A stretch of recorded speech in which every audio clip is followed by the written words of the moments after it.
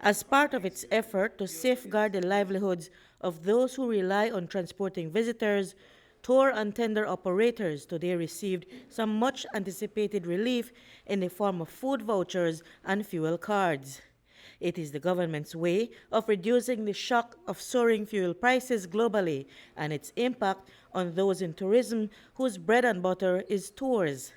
Representing the Ministry of Finance at the event was Lincoln Blake, the Director of the Investment Policy and Compliance Unit in the Office of the Prime Minister.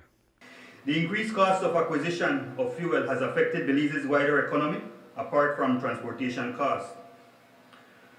What we saw was at the end of the period an increase in inflation of 4.9% in 2021.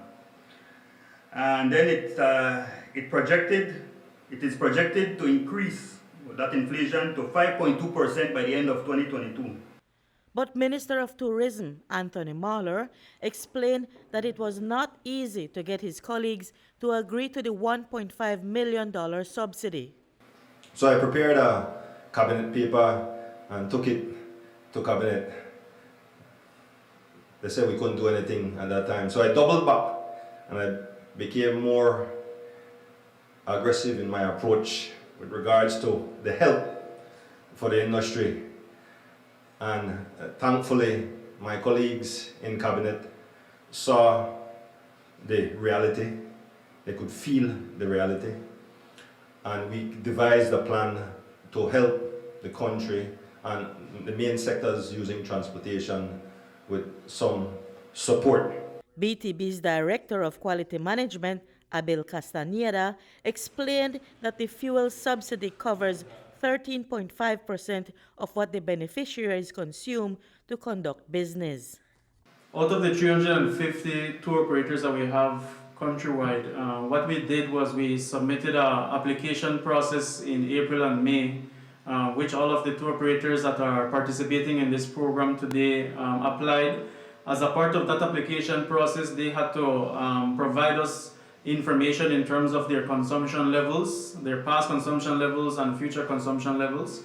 And we used that to establish a formula in terms of what the ratio of the fuel subsidy would be.